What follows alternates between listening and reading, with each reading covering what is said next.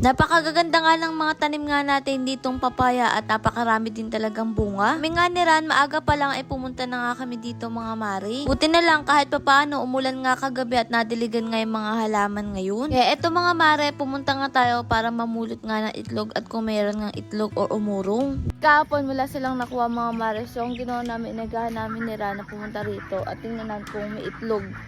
Kasi wala talagang nakuha kahit isa kahapon. Ewan ko sino kumuha o umurong lang ba talaga. Pero ngayon mga mare, sabi ni Ran, meron daw. Tingnan natin. Ayun mga mare, oh, may itlog pala. Kahapon talaga wala silang nakuha kahit isa. Pero ayun, may itlog pala ngayon. O diba? Sino kaya kumuha kahapon? At sa wakas nga, meron nga tayong napulot ngayon mga mare kahit papaano. Siguro nga umurong lang nga kahapon at wala silang naging itlog dahil siguro sa trauma. Pero sana nga magtuloy-tuloy na nga ulit mga mare, mga itlog nga ulit sila. Dahil hindi pa naman nga sila nagpapalit nga mga mare ng balahibo, kaya siguro umurong lang dahil sa takot. Kaya naman etong si Ran, pinag-aalis nga yung mga dahon-dahon nga dito ng papaya at ipinato nga ulit sa kanilang bubong. Natuwa naman nga ako paano napakagaganda nga ng papaya natin dito at napakaraming ang bunga. Sa wakas nga, hindi na nga tayo bibili ng papaya at eto humahabol pang ikalabasa nga natin. Naglagay na nga rin ng tubig etong sila Kuya Noli dahil humabol nga din sila dahil may tubig silang dala. Nakaraan pa talaga dapat may tubig nga dito mga mare, kaya nga lang yung gumagawa nga hindi pa nga natin nakakausap. Pero ayun nga, buti na nga lang meron nga available nga kinabukasan, kaya ayun ang gagawin bukas. Etong si Ran, kinuha na nga rin etong bunga nga ng kalabasa. Eto naman nga mga mare ang kaganapan nga sa kabila. Niluto pala ni Kuya Richard etong ang langka dahil nga mga mare itong ulam natin ngayong pananghalian. Buti na nga lang din meron tayong natira nga mga mare niyog, kaya na lang ang pinanggata. Habang abala nga dyan si Ran, eto naman nga si Kuya Richard, abala na rin nga dito sa niyog. Si tatay naman para naman sa kahoy, o diba kanya-kanya kami ng ginagawa. Ewan ko nga kung saan ni tatay napulot etong mga kahoy dito mga mare.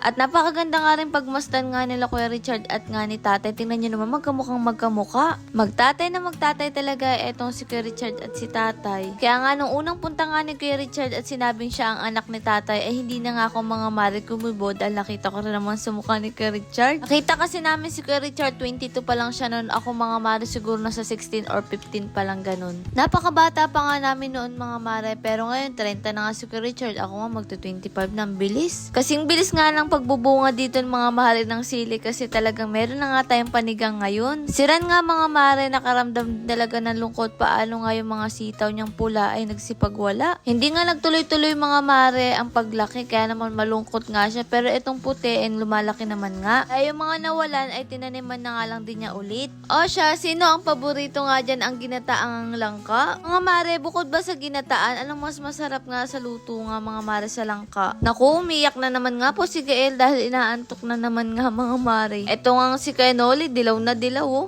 Kahit nga madilim, may kitang-kita sa damit niya. Dito na nga lang din kami nanangalian lahat, sila mama na nga lang ang hindi. Ito nga si Kuya Mark, niloloko nga namin mga mare dahil nga alam niyo naman kung napanood yung video niya. Nakipag-date nga siya, kaya naman niloloko nga namin mga mare, kaya tawa kami dyan ng tawa. Ganito lang naman kami mga mare, tamang biruan nga lang habang kumakain. Dahil nga magpapakabit na nga tayo ng tubig doon para nga sa mga itik, kaya naman eto't kumuha na nga rin sila o bumili na sila ng tubo. Para nga kinabukasan ay gagawin na nga mga mare at sa ukas magkaroon na rin tayo doon ng tubig. Para nga rin mas maaga nga nilang magawa dahil okay na nga yung mga materyales. At eto nga si tatay, tamang halo-halo at Kuya Noli lang dito. Masarap talaga ang halo-halo dahil napakainit nga ng panahon ngayon. At eto nga yung mga tent na dadalhin nga natin sa Bicol. Nung mga oras nga na to ay sakto naman dumating nga sila tita. Kaya naman ayun mga mare, nilalaga nga nila etong ube. Dala dito nila Kuya Richard. Si tita kasi talaga pagdating sa mga merenda ay napakahilig din ni tita magluto noon. Buti na nga lang etong si Gael, hindi pa talaga nangingilala ng gusto, kaya naman lumapit nga siya kay tita. Dahil nga nagluto etong si Onsay ng fishball, kaya naman gumawa na nga rin siya ng sausawan sa Miss D Gourmet nga itong mga marang chili garlic. Buti na nga lang din mga mare, meron tayong chili garlic, kaya anytime ay pwede tayong gumawa ng sausawan, lalo na kapag may siomay. At eto nga si Gael, tamang tawa lang sa tita niya ay sa lola niya. At eto nga si Simon, tamang dukot nga lang dito ng fishball.